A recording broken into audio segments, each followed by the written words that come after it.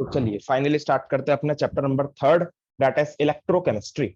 सही है, सबको ये पता होना चाहिए chapter number 3 is a physical chemistry part. सही है, किसका पार्ट है? फिजिकल केमिस्ट्री का पार्ट है। तो इसका मतलब इसके अंदर जो मेन फोकस रहेगा वो रहेगा न्यूमेरिकल्स के ऊपर। सही है, सो फिजिकल केमिस्ट्री में सबको मालूम है कि ये मेन फोकस हमारे पास न्यूमेरिकल की तरफ करेंगे। तो ध्यान से समझना इलेक्ट्रोकेमिस्ट्री होती क्या है सबसे पहले। So this is a branch of chemistry. ये एक ऐसी ब्रांच है केमिस्ट्री की जो डील करती है with the conversion of chemical energy to electrical energy, chemical energy से इलेक्ट्रिकल एनर्जी में चेंज होना एंड इलेक्ट्रिकल एनर्जी से केमिकल एनर्जी में चेंज होना। इस पूरी के पूरे चेंज को जो स्टडी करती है उसे कहते हैं हम लोग इलेक्ट्रोकेमिस्ट्री। सही है, इतनी बात तुमको समझ में आई होगी। मतलब कि केमिकल एनर्जी किस तरीके से इलेक्ट्रिकल एनर्जी में चेंज हो रही है एंड इलेक्ट्रिकल एनर्जी किस तरीके से केमिकल एनर्जी में चेंज हो रही है। अब चेंज क्यों होती है वो तो तुम्हें पता ही है, it is a form of energy कि एक से दूसरे में चेंज होती रहती है, ना ही हमारे पास एनर्जी बनती है ना ही डिस्ट्रॉय होती है। सही है, इतनी सी बात तुमको पता होगी। अब जब हमारे पास दो प्रोसेस चल रहे हैं, एक प्रोसेस के अंदर केमिकल एनर्जी कन्वर्ट हो रही है इलेक्ट्रिकल एनर्जी में एंड नेक्स्ट प्रोसेस के अंदर इलेक्ट्रिकल एनर्जी कन्वर्ट हो रही है केमिकल एनर्जी में। तो हमारे पास जब दो तरीके की प्रोसेस चल रही हैं तो इसका मतलब क्या है?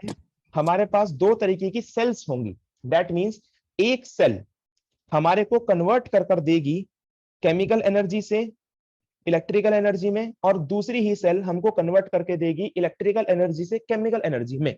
इतनी सी बात तुमको समझ में आती होगी कि अगर हमारे पास क्या है, दो प्रोसेस हैं, तो दो प्रोसेस के हिसाब से हमारे पास कितनी सेल होंगी? दो ही सेल होंगी। एक सेल कन्वर्ट करेगी केमिकल से इलेक्ट्रिकल, एक सेल करेगी इलेक्ट्रिकल से केमिकल एनर्जी में चेंज। अब ध्यान से सुनना, दो सेल कौन सी होती हैं? तो जो हमारे पास दो तरीके की सेल होती हैं उनमें से एक होती है इलेक्ट्रोकेमिकल सेल। Electrochemical cell. अब इलेक्ट्रोकेमिकल सेल क्या होती है? जो हमारे को चेंज करके दे chemical energy to electrical energy.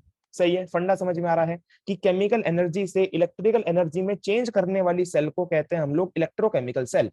जैसे कि ये देखो, ये रही a battery generates electricity, that means इसके अंदर क्या थी? केमिकल एनर्जी स्टोर्ड थी। फिर इसने क्या करा? इलेक्ट्रिकल एनर्जी में चेंज करना शुरू करा। इसके अंदर हमने क्या भर रखे थे? यहाँ पर केमिकल्स भर रहे थे और इन केमिकल्स की वजह से यहाँ पर ये बल्ब जलना स्टार्ट हो गया।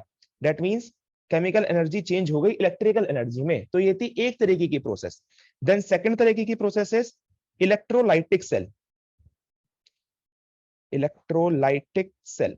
अब इलेक्ट्रोलाइटिक सेल क्या करेगी? इलेक्ट्रोलाइटिक सेल इसका उल्टा काम करेगी। दैट मींस वो चेंज करके देगी इलेक्ट्रिकल एनर्जी से केमिकल एनर्जी की तरफ, इलेक्ट्रिकल से केमिकल। जैसे कि इलेक्ट्रोलाइसिस, दैट मींस जब हमने बैटरी लगाकर, ये देखो ये लगा दी हमने बैटरी, और बैटरी लगाकर जब हमने दो रॉड के थ्रू पास कर दी बिजली, तो हुआ क्या? जो हमारे पास एलिमेंट्स थे वो अलग अलग डिसोसिएट होना स्टार्ट हो गए। सही है, तो इसी डिसोसिएशन को हम लोग कहते हैं बेसिकली इलेक्ट्रोलाइसिस। पढ़ेंगे हम लोग अभी इलेक्ट्रोलाइसिस का पूरा बेसिक, एनोड क्या होती है, कैनोड क्या होती है, कैथोड क्या होती है, वो सब अपने को पढ़ाना। लेकिन फिलहाल ध्यान रखना, दो सेल तुमको समझ में आ गई होंगी अब तक, electrochemical cell and second is electrolytic cell. ठीक है, इलेक्ट्रोकेमिकल सेल केमिकल से इलेक्ट्रिक एनर्जी। अब अगर मैं तुमको इसका जर्नल एग्जांपल दूं तो इसका जर्नल एग्जांपल होएगा अपनी नॉर्मल लेड स्टोरेज बैटरी।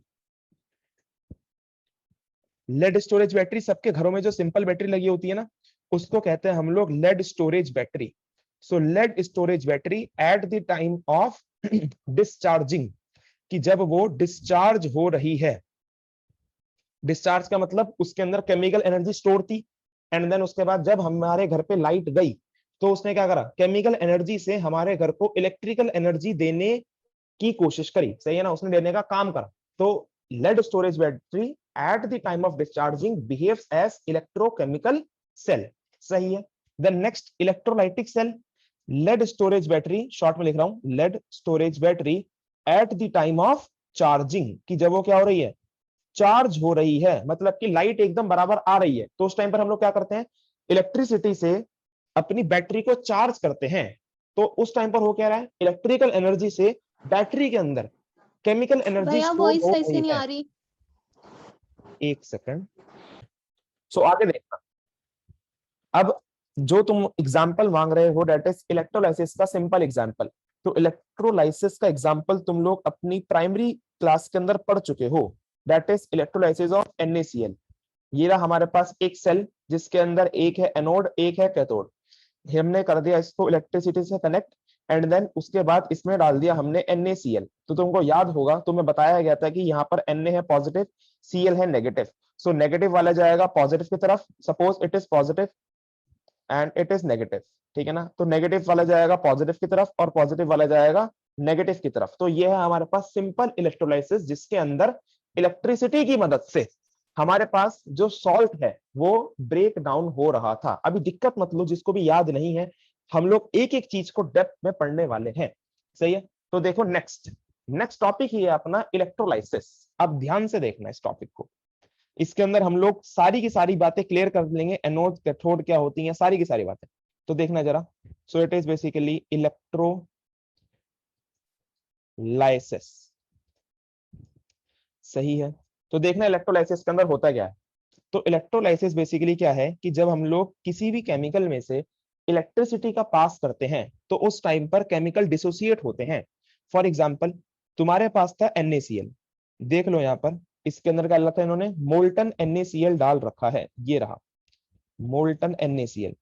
अब जब इस मोल्टन NaCl के अंदर से इलेक्ट्रिसिटी पास होगी तो NaCl ब्रेक होगा, और ब्रेक किस किस में होगा, Na positive plus Cl negative के अंदर, सही है। अब ध्यान से सुनना जरा, हमारे पास पॉजिटिव वाला जाता है नेगेटिव वाले पे और नेगेटिव वाला जाता है पॉजिटिव वाले पे, ये सबको तुमको पता है। लेकिन ये जाकर करते क्या है, जैसे कि जो हमारे पास Na पॉजिटिव है, ये क्या करेगा, जाएगा हमारे पास एक इलेक्ट्रोड पे। कौन सी इलेक्ट्रोड पे, नेगेटिव वाली इलेक्ट्रोड पे। देखो ये जा रहा नेगेटिव इलेक्ट्रोड पे, कौन गया, सोडियम गया, Na पॉजिटिव। अब इनने जाकर करा क्या, देखो Na प्लस है, Na प्लस का मतलब क्या है, इस पे इलेक्ट्रॉन की कमी है, तो ये गया नेगेटिव वाली पे। अब अगर इस इलेक्ट्रोड के ऊपर नेगेटिव चार्ज है, मतलब कि इसके पास है क्या, इसके पास एक्सेस ऑफ इलेक्ट्रॉन है, ठीक है ना। किसी में भी नेगेटिव चार्ज कब आता है, जब उसके पास बहुत सारे अमाउंट में इलेक्ट्रॉन्स होते हैं। तो Na प्लस पे बेचारे पे कमी थी इलेक्ट्रॉन की, सो मैं लिख सकता हूं it has lack of electron. बेचारे के पास कमी थी तो कहां जाएगा, जिसके पास ज्यादा है। अब ज्यादा किसके पास है, ज्यादा है नेगेटिव वाली के पास, तो गया और उनने वहां से क्या लिया, उनने कहा कि भाई तेरे पास ज्यादा इलेक्ट्रॉन है तो एक इलेक्ट्रॉन मेरे को दे दे, गेन कर लेने इलेक्ट्रॉन, और बना दिए इनने सोडियम एटम, सही है। तो इसलिए ध्यान रखना, अगर ये नेगेटिव वाला पॉजिटिव वाला नेगेटिव वाली पे जा रहा है तो क्या करने जा रहा है, ये अपनी इलेक्ट्रॉन की कमी दूर करने जा रहा है। और इसीलिए जो हमारे पास नेगेटिव इलेक्ट्रोड होगी उसके चारों तरफ सोडियम डिपॉजिट हो जाएगा। सपोज दिस, हमारे पास जब सोडियम इसके ऊपर गया तो इसके चारों तरफ एक सोडियम की कवरिंग बन जाएगी, सही है। और वहीं पर ही जो हमारे पास Cl नेगेटिव है, दिस Cl नेगेटिव, इसके पास क्या है, इलेक्ट्रॉन ज्यादा है, सो हम लोग लिख सकते हैं it has excess of electron. अगर इसके पास इलेक्ट्रॉन ज्यादा है तो ये क्या करेगा, ये जाएगा पॉजिटिव वाली के पास। अब पॉजिटिव वाली है, इसका मतलब क्या है, इसके पास इलेक्ट्रॉन क्या है, कम है, so it has lack of electron. अब ये गया, क्या करने गया, अपने इलेक्ट्रॉन को देने गया। इसने कहा कि मेरे पास बहुत सारे इलेक्ट्रॉन है, मेरे को इतने की जरूरत नहीं है, तो मैं इलेक्ट्रॉन क्या करूंगा, दे दूंगा। तो इन्हें दे दिया इलेक्ट्रॉन, तो इसने अपना एक इलेक्ट्रॉन निकाल दिया और क्या बना दिया, इनने बना दिया Cl, सही है। अब एक Cl तुमको मालूम है स्टेबल नहीं होता, तो ऐसे ही है तो है नहीं कि हाँ एक ही केवल Cl नेगेटिव जाएगा, तो यहाँ पर बहुत सारे Cl नेगेटिव जाएंगे। सो Cl plus Cl plus Cl plus Cl, ऐसे ही जब बहुत सारे Cl हो जाएंगे तो ये बनाएंगे हमारे पास क्लोरीन गैस Cl2। और ये तुमको पता होना चाहिए कि हमेशा क्लोरीन जो होता है वो एटम की फॉर्म में नहीं चलता, वो चलता है गैस की फॉर्म में। सो इसका मतलब जो हमारे पास पॉजिटिव वाली इलेक्ट्रोड थी, ध्यान रखना अभी मैं इलेक्ट्रोड बोल रहा हूं, अभी मैं एनोड और कैथोड पे नहीं आया। जो हमारे पास पॉजिटिव वाली इलेक्ट्रोड थी उसके अंदर से क्या निकली, उसके अंदर से निकली क्लोरीन गैस, ये देख लो, ये लिखी हुई। So it gives chlorine gas, सही है। इतना सा फंडा आई होप तुम लोगों को समझ में आया होगा। तो अब आगे जो मैं बताने वाला हूँ मोस्ट मोस्ट मोस्ट इंपॉर्टेंट है, और वो इस पूरे चैप्टर का बेस तैयार करके देगा तुम लोगों को। मतलब कि इस चैप्टर के अंदर जो मेजर क्वेश्चन आते हैं वो आते हैं नर्स्ट इक्वेशन से, और नर्स्ट इक्वेशन का base that is oxidation and reduction, वो यहीं से तैयार होगा। अब ध्यान से देखना, कुछ बच्चों के कान खड़े हो गए होंगे, उन्होंने सोचा होगा कि हाँ हमें तो आता है ऑक्सीडेशन और रिडक्शन, बिल्कुल आता है, तुम लोग पहले पढ़ चुके हो। दो टर्म होती हैं, एक होता है ऑक्सीडेशन और एक होता है रिडक्शन, सही है। अब इन दोनों के अंदर तुम लोगों ने पढ़ लिया कि ऑक्सीडेशन क्या होता है, एडिशन ऑफ ऑक्सीजन, मैं एडिशन को बनाऊंगा प्लस साइन करके, ठीक है ना। और रिडक्शन क्या होगा फिर, इसका उल्टा, इसका उल्टा बोले तो रिमूवल ऑफ ऑक्सीजन, या फिर रिडक्शन को हम लोग एक नजरिए से और देखते हैं, एडिशन ऑफ हाइड्रोजन, ठीक है। अब ऑक्सीडेशन क्या होगा, अगेन इसका उल्टा, that is removal of hydrogen. ये दो बातें तुमको मालूम है, ठीक है ना। ऑक्सीजन का ऐड होना ऑक्सीडेशन, हाइड्रोजन का ऐड होना रिडक्शन, ऑक्सीजन का निकलना रिडक्शन, हाइड्रोजन का निकलना ऑक्सीडेशन, ये सब तुमको पता है। लेकिन जो अब हम लोग पढ़ने वाले हैं इससे कुछ आगे का है, दैट मींस तो ऑक्सीडेशन को हम लोग और क्या कहते हैं, इलेक्ट्रॉन का निकलना भी ऑक्सीडेशन कहलाता है, और इलेक्ट्रॉन का डलना रिडक्शन कहलाता है, सही है। इलेक्ट्रॉन का निकलना ऑक्सीडेशन और इलेक्ट्रॉन का डलना रिडक्शन।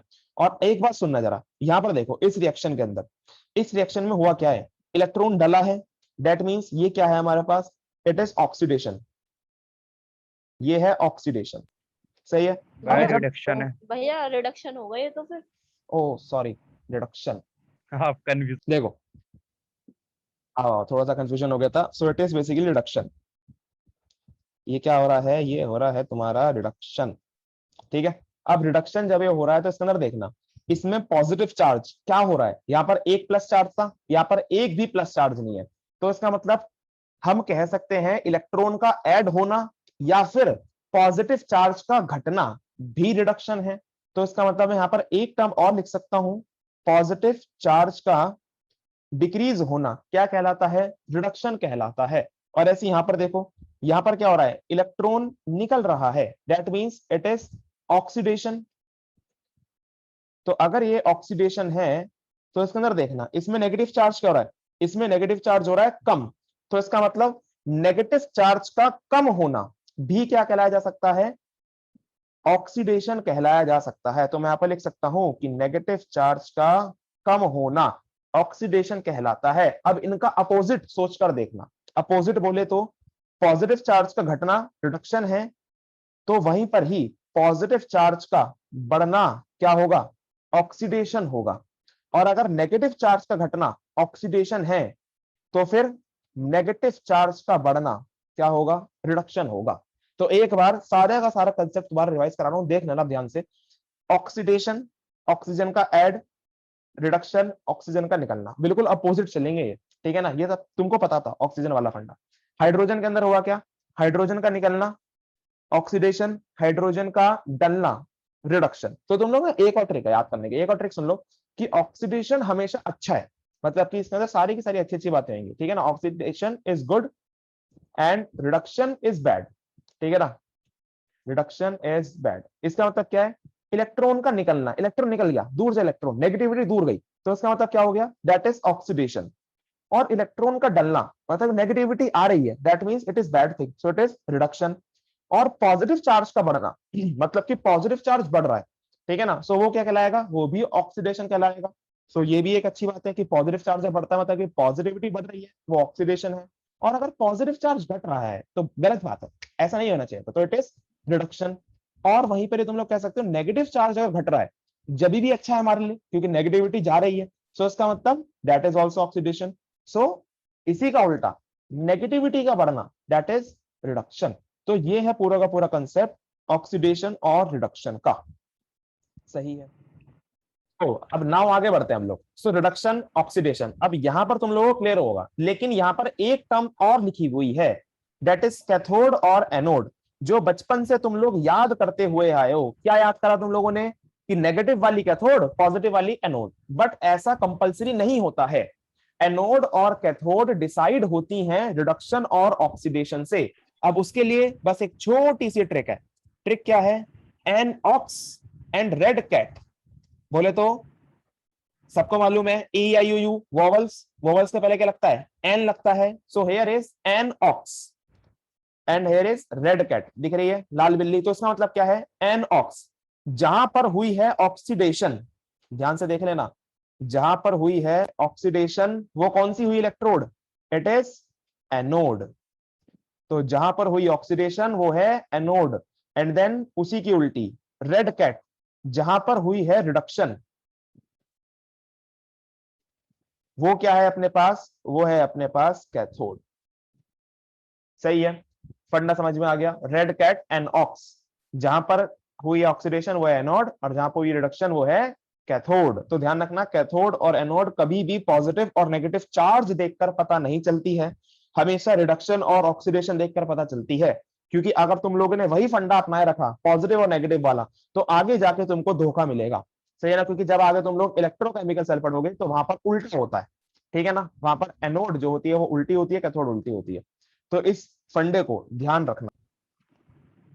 तो अब तुम्हें समझ में आ गया होगा कि ऊपर वाली क्या है, ऊपर वाली है कैथोड और नीचे वाली है एनोड। तो ध्यान रखना कभी भी नेगेटिव और पॉजिटिव चार्ज देखकर पता आज के बाद नहीं लगाओगे, फंडा ध्यान रखोगे, दैट इज रेड कैट, याद रखना इसके लिए रेड कैट, और नीचे वाली के भैया लिए वो एक बार ऑक्स वाली और रेड कैट वाली एन स्लाइड खोल के मैं उसका ऑक्स। स्क्रीनशॉट लूं जरा।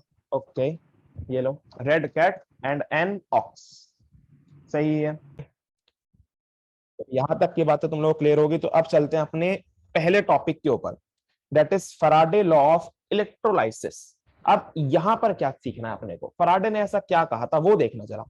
तुमको पता चल गया पीछे देखकर इलेक्ट्रोलाइसिस के अंदर कि इस इलेक्ट्रोड पर सोडियम जमा होगा, ये जमा है सोडियम, इस इलेक्ट्रोड से क्लोरीन गैस निकलेगी।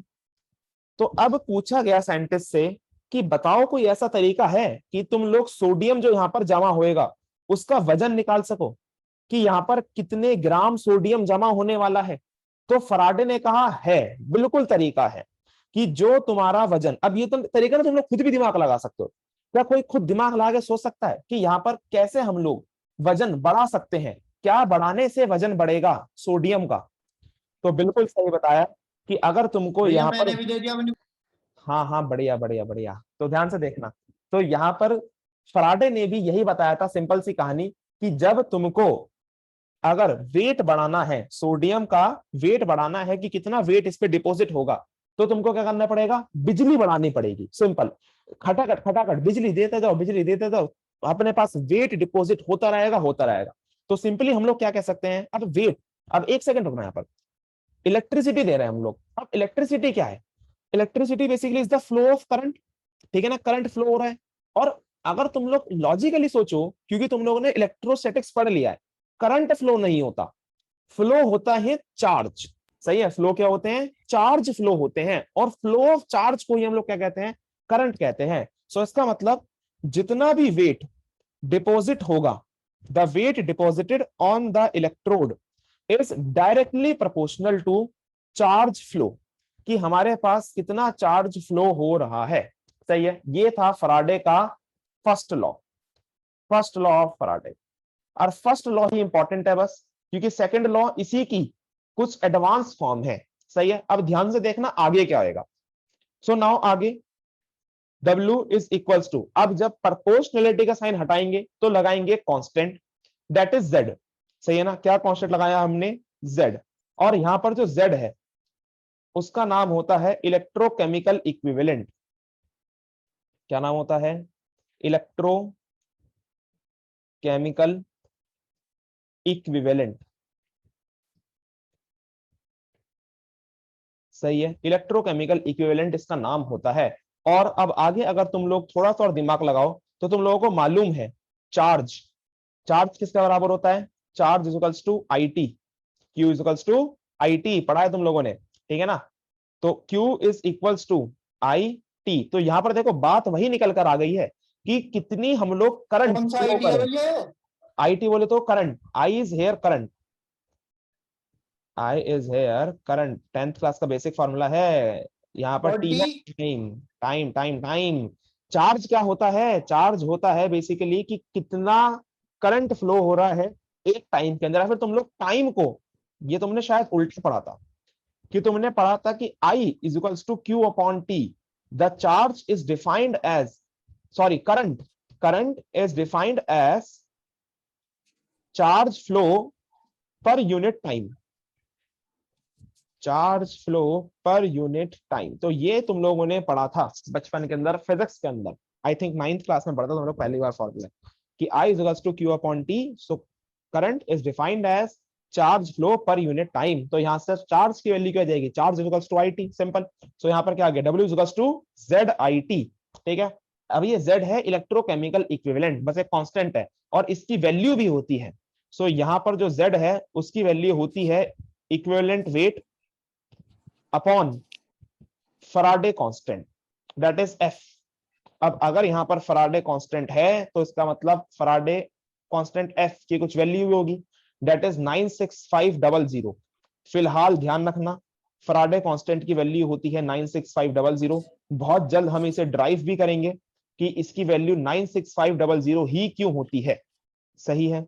तो यहां तक तुम लोगों को समझ में आया होगा। लेकिन यहां पर तुम्हारे पास अगेन एक और नई टर्म आ गई, दैट इज E। अब E क्या बताया, E बताया मैंने इक्विवेलेंट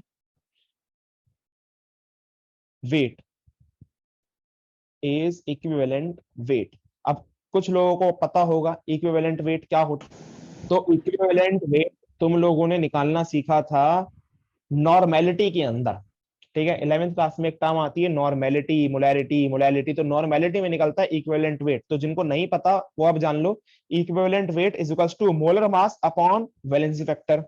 मोलर मास सबको मालूम है, मोलर मास क्या होता है। अब अगेन एक नई टर्म आ गई, नई टर्म क्या आ गई भैया, अब ये वैलेंसी फैक्टर क्या है, वैलेंसी फैक्टर। अब ध्यान से देखना वैलेंसी फैक्टर क्या होता है। So valency factor is equals to charge, सही है। क्या बोला, valency factor VF is equals to charge, कि हमारे पास कितना चार्ज है। अब इसका मतलब क्या कह दिया भैया आपने, valency factor is equals to charge. उसको बताने से पहले फटाफट से एक बार ये लिख लेंगे डेरिवेशन, जल्दी से देखना वैलेंसी फैक्टर क्या होता है। So valency factor is basically nothing, it is equals to charge. पहले बता दो तुम लोगों को वैलेंसी फैक्टर क्या है, वैलेंसी फैक्टर है चार्ज। अब चार्ज बोले तो चार्ज जैसे कि NaCl है, NaCl डिसोसिएट मारो क्या बनेगा, it is Na positive plus Cl negative. कितना चार्ज है, चार्ज इज इक्वल्स टू 2। तो अगर चार्ज, सॉरी कितना चार्ज है, एक चार्ज है, दो चार्ज नहीं है, एक पॉजिटिव एक नेगेटिव, तो हमारे पास एक चार्ज है, ध्यान रखना दोनों को नहीं गिनते, सॉरी गलती से मैंने 2 बोल दिया। So charge is equals to valency factor, और यहाँ पर चार्ज कितना है, चार्ज यहाँ पर 1। नहीं समझ में आया, एक और देखो, CuSO4 कॉपर सल्फेट, डिसोसिएट मारो, Cu double positive plus SO4 double negative, charge कितना 2, वैलेंसी फैक्टर कितना भैया ये 2। पॉजिटिव नेगेटिव कैसे आवे, डबल पॉजिटिव डबल नेगेटिव अगर कैसे तुम्हारे आते को हैं? ये भी नहीं आता तो 2 मिनट का इंतजार करो बस, वो मैं बताऊंगा तुम लोगों को एंड में, क्योंकि ये तो बहुत बेसिक सी बात है, ठीक है ना। फिलहाल एक और देखो, H2SO4 डिसोसिएट मारो, 2H positive plus SO4 double negative, simple phenomena. Charge कितना, चार्ज यहाँ पर 2, ठीक है ना। चाहे गिन लेना कोई सा भी, चाहे गिन लो पॉजिटिव चाहे गिन लो नेगेटिव, दोनों 2 ही हैं। अब 2 कैसे हैं, ध्यान से देखना जरा। H के ऊपर तुम लोग कहोगे भैया H के ऊपर तो एक ही चार्ज दिख रहा हम लोगों को, लेकिन नहीं, यहाँ पर 2 हाइड्रोजन मौजूद है। तो सिंपल सी बात, वैलेंसी फैक्टर कितना हो गया 2। एक और देखो AlCl3, बताना इस पे कितना आएगा जल्दी से, वैलेंसी फैक्टर 3। 3, बिल्कुल सही, valency factor is 3। So it is Al triple positive plus 3Cl negative. So valency factor आ गया हमारे पास 3। एक और एग्जांपल दूं तो, भैया बैलेंसी फैक्टर कैसे गिना जावे? चार्ज चार्ज, अरे भाई साहब मुद्दा खत्म होने वाला अब तक तो तुम अब पूछ रहे हो, valency factor is equals to charge. Charge दे कितना है सब पे, इस पे प्लस है माइनस है तो 1 कैसे आ गया? एक एक एक एक देखते हैं, प्लस वाला देख कितने हैं प्लस, 3 प्लस है एक है। और 3 ही नेगेटिव है। तेरे को एक प्लस कहां से दिख रहा है, यहाँ पर 3 प्लस नहीं दिख रहे हाँ ठीक है। और 3 ही नेगेटिव है, तो इसके मतलब वैलेंसी फैक्टर कितना है 3। हम हो गए हम्म, मतलब 3Cl माइनस है ये। हाँ जी हाँ जी, of course it is 3Cl minus, 3 Cl negative है। तो कौन सा चार्ज मैक्सिमम हुआ वो वाला लिखा जावे? दोनों बराबर होते हैं हमेशा, ऐसा कभी होगा ही नहीं कि एक ज्यादा हो, अच्छा, दोनों हमेशा यहाँ बराबर होते हैं। -3 है। हाँ जी, क्योंकि 3Cl है ना, 3 है, इसके आगे देख ठीक 3 Cl नेगेटिव लग रहे हैं, तो 3 है, ठीक ठीक है। है। तो इतना तुम लोगों को सफिशिएंट होगा। तो ये है हमारे पास वैलेंसी फैक्टर का सिंपल सा फंडा, देखना ध्यान से।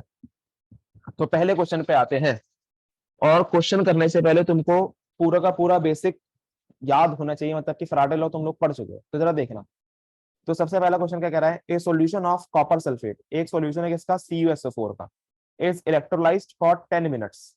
हमने क्या करा, 10 मिनट के लिए इलेक्ट्रोलाइसिस करी, इसका मतलब टाइम कितना हो गया, टाइम हो गया तुम्हारे पास 10 मिनट। लेकिन टाइम की ऐसा यूनिट क्या होती है, it is second, so it is 10 into 60 which is equals to 600। तो इतना पढ़ा और इतने में मेरे को ये समझ में आया कि टाइम है 600 सेकंड, सही है, और इतना ही मैंने लिख लिया बस। इसके आगे मैं बाद में पढ़ूंगा। अब देखना इसके आगे बढ़ते हैं, with a current of 1.5 ampere. तो इसका मतलब क्या कहना चाह रहे हैं, करंट दैट इज आई की वैल्यू है 1.5 एम्पियर, सही है, ये लिख लिया मैंने। चलो उसके बाद क्या रखा है, what is the mass of copper, क्या बताना अपने को, व्हाट इज द मास, मतलब कि वेट, वेट निकाल के दो किसका, कॉपर का, डिपॉजिटेड एट कैथोड, किस पे डिपॉजिट हो रहा है, कैथोड पे, तो तुमको आगे की बात है, ठीक है ना। क्या निकालना, वेट। तो सिंपल सा फॉर्मूला क्या होता है, W is to ZIT, Z की वैल्यू क्या होती है, E/FIT। अब E क्या होता है, E होता है molar mass upon valency factor into IT over F की वैल्यू सबको मालूम है, फैराडे कांस्टेंट 96500, सही है।